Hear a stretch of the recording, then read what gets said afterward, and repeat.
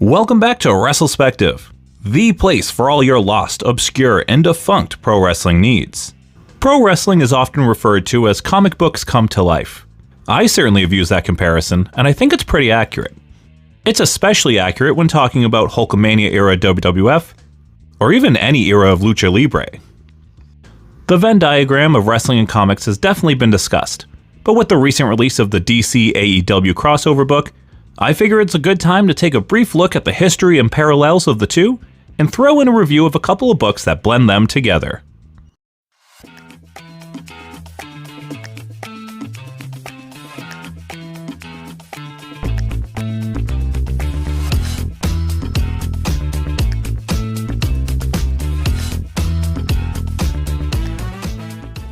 Pro wrestling and comic books have surprisingly similar journeys.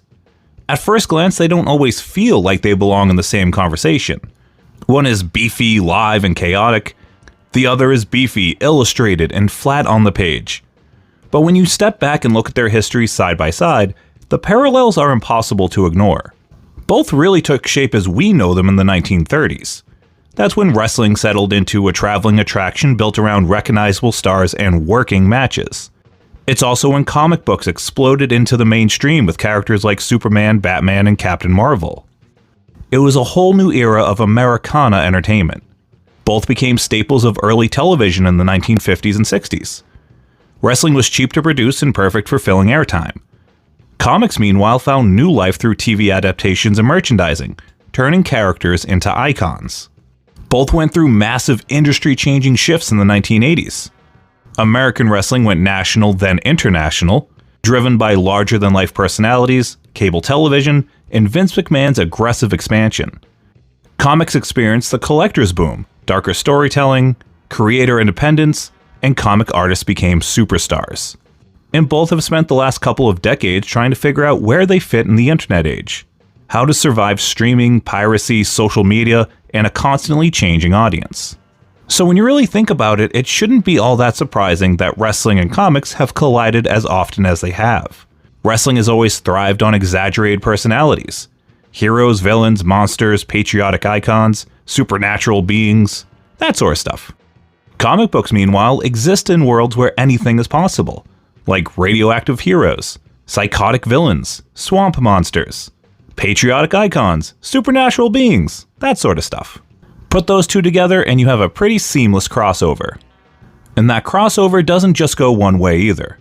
When studios are looking to bring larger-than-life comic book characters to screen, wrestlers have often been the go-to choice.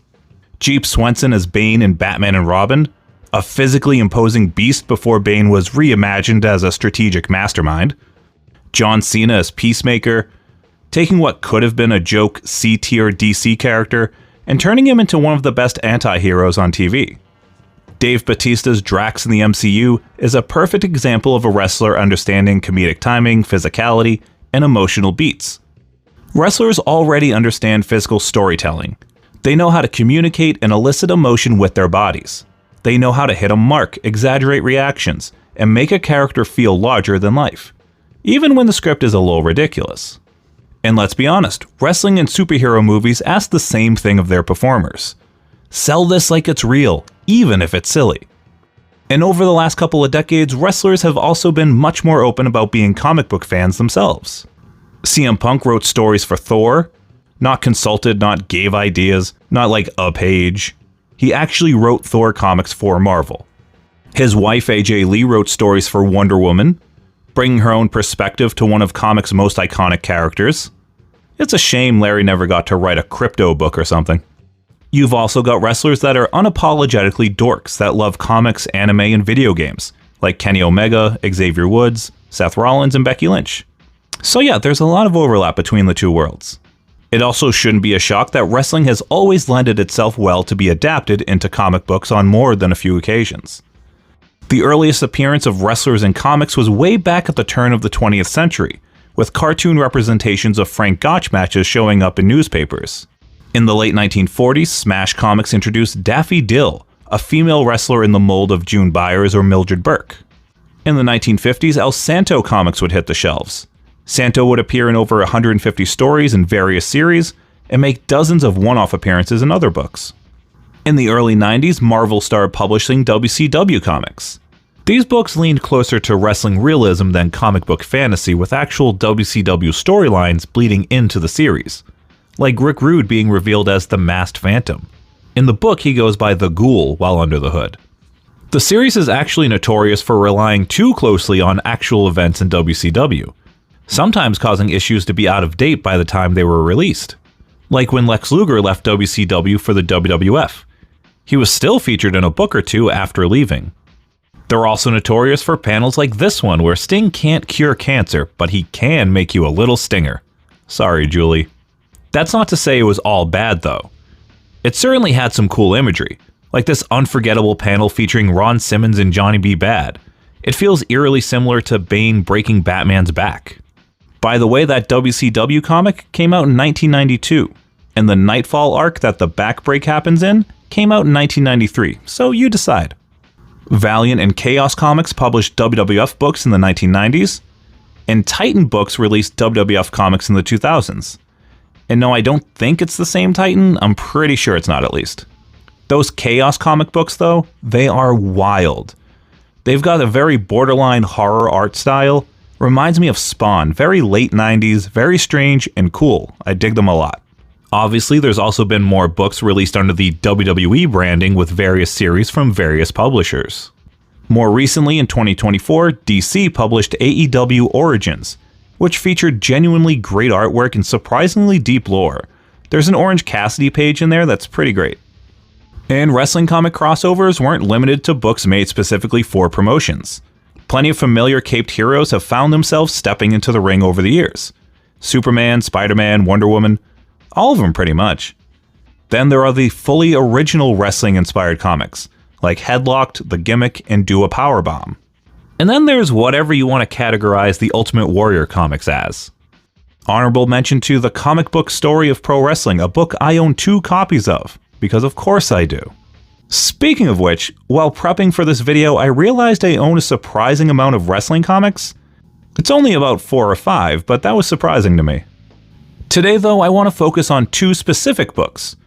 One that feels like a perfect blend of wrestling history and pulp comic adventure, and another that's a fully original wrestling adjacent story set in a completely unique world with its own mythology.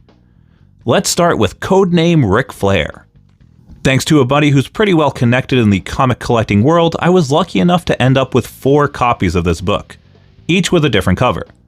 Which I know is excessive, but I like them. This one is probably my favorite.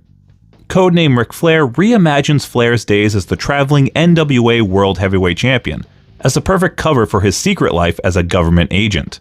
The first issue opens with a dramatized version of the infamous 1975 plane crash. I'm sure you know this story, how it nearly ended Flair's career before it really even began. But in this timeline, Flair didn't just end up injured. He's taken by the government, and remade for their purposes, $6 Million Man style. From a plane wrestler into the Nature Boy. And if you compare Flair pre-crash and post-crash, you could almost argue that that actually happened. We then jump ahead to 1985, where Flair is now an experienced, trusted agent. While traveling to Australia for a match, he's diverted mid-flight and dropped into the Soviet Union to stop a cocaine smuggler named Sergey, who just so happens to be a massive wrestling fan. Sergey is also extremely discreet, because he manufactures magic 8-balls. So yes, he's using 8-balls to smuggle 8-balls. Hilarious.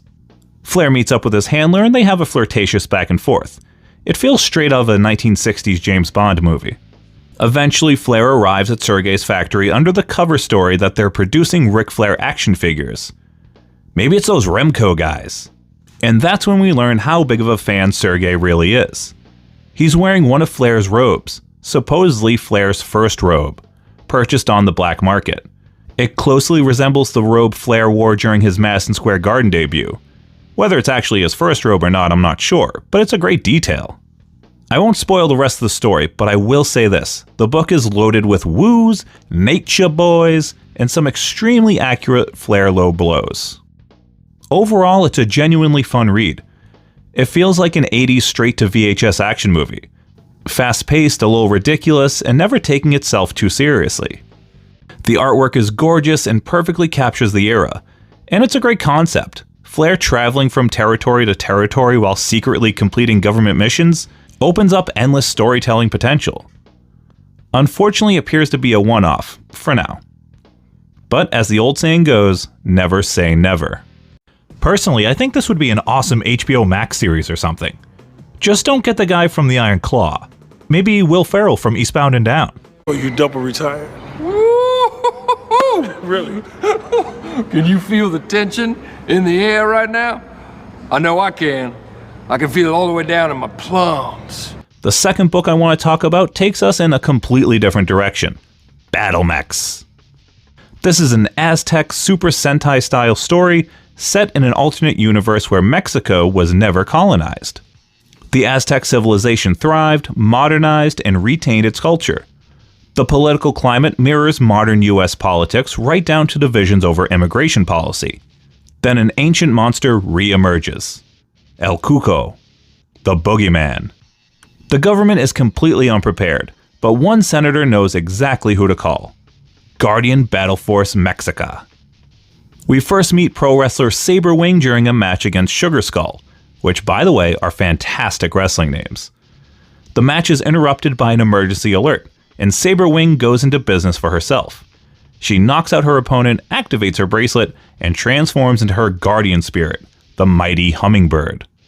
Now, hummingbirds may be small, but they're incredibly fast with sharp vision and hearing. In Aztec mythology, the sun god was depicted as a hummingbird, and it was believed that fallen warriors were reincarnated as hummingbirds. It's pretty badass, actually. Next, we meet Chuck and Jess at a salon, with Jess getting some makeup done from Chuck before everything gets turned upside down. They rush to the rooftop, activate their bracelets, and summon their guardian spirits. Chuck becomes the Jaguar, an important symbol associated with the god of the nocturnal sky, time, and change through conflict. Jess becomes the Unicorn. I can't find any sort of Aztec unicorn connection, they're just cool, and that works for me. By the way, the costumes are incredible. I'm a big fan, and from the limited research I've done, they look a lot like what Aztecs would have worn in various ceremonies. To bring it back to wrestling, honoring those ancient Aztec traditions with masks was part of how the mask became such a staple of Lucha Libre. The team reunites at headquarters, boards their giant owl-shaped ship, and head out on the first step in the fight, a reconnaissance mission. Oh, and also there's a robot. That's where I'll stop because there are genuinely great twists and relationship dynamics that I don't want to spoil. Overall, Battlemex is a blast.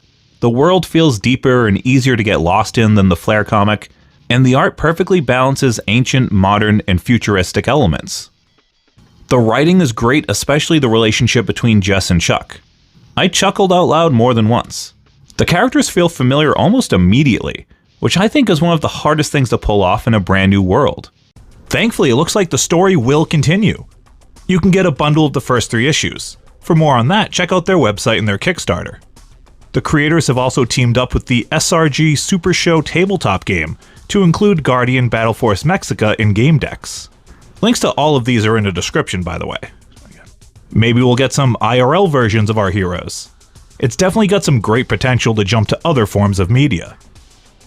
Wrestling and comics have always lived side by side, 2 art forms built on spectacle and myth-making, 2 realms where good always conquers evil, the impossible becomes possible, and spandex is acceptable work attire. And it's a lot of fun when they mash up. Let me know your favorite wrestling comic crossover in the comments. If you'd like to support the channel, you can do so by subscribing or finding me on social media, either here or here. I'm Scott from WrestleSpective. Watch wrestling, love wrestling. Thanks for watching.